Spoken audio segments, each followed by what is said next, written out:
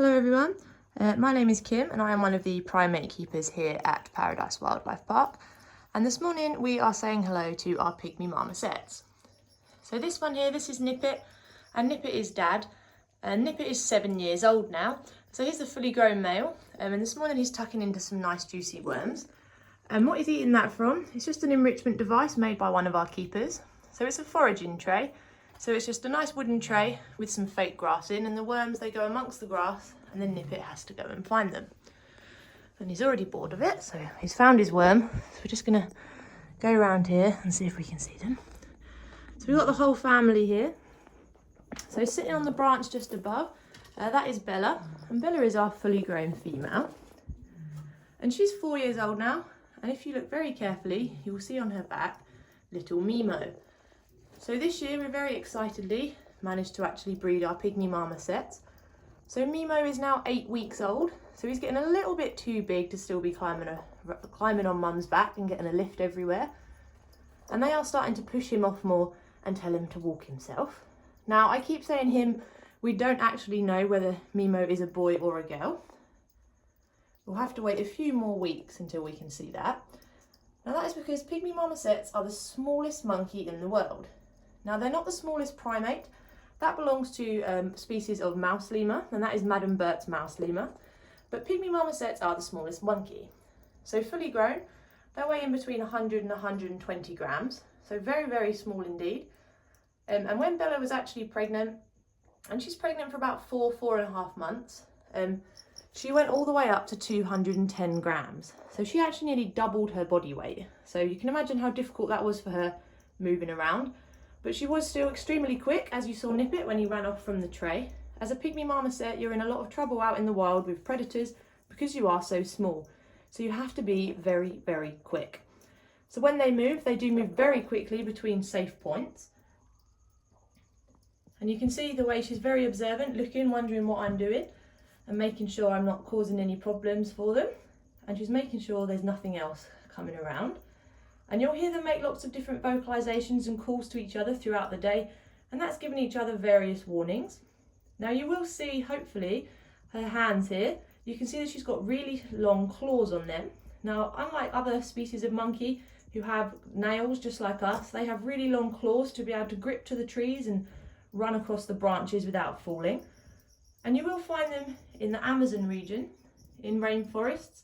And they do live around other monkeys as well, other tamarins and marmosets, which if you have visited us here at the park, you will have seen some of the other species that we house.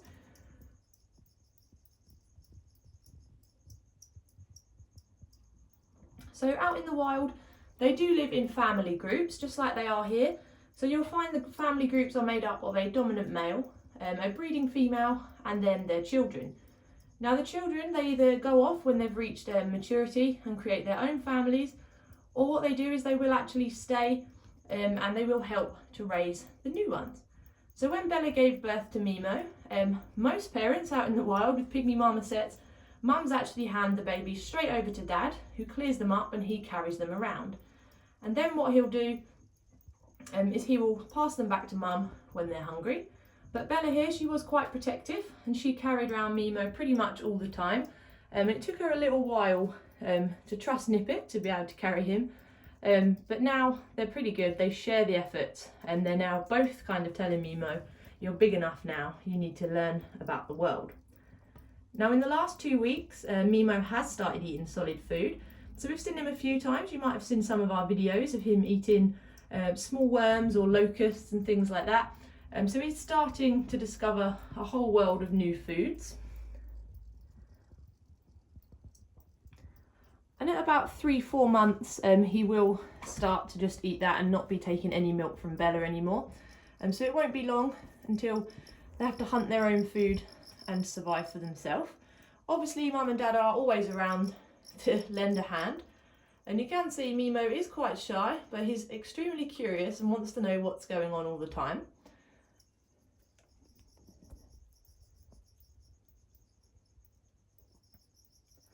So in the wild, they would mainly survive off of fruits and insects as well.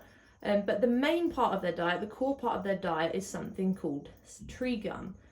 Now, here at the park we can replicate that. So Pygmy Marmosets have a specialist dentition, so their teeth are adapted to gouge into trees.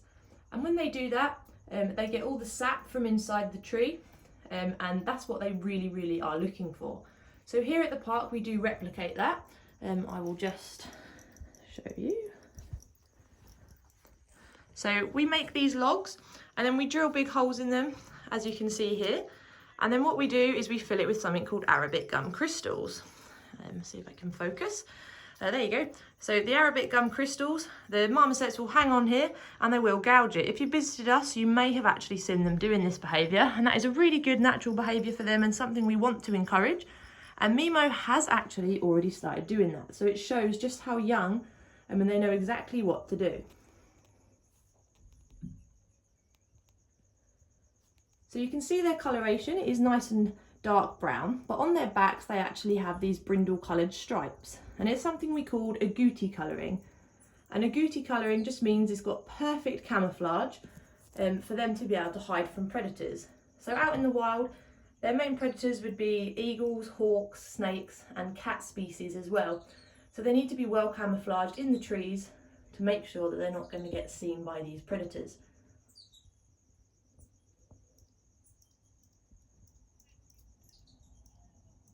So the biggest problem for Pygmy marmosets in the wild, unfortunately, is the destruction of their habitat.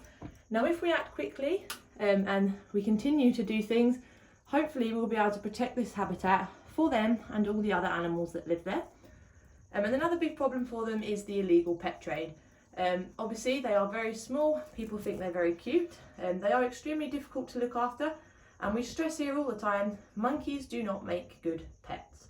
So if you'd like to see them, please come and see them here at the park, and especially come and see Mimo as he or she starts to grow.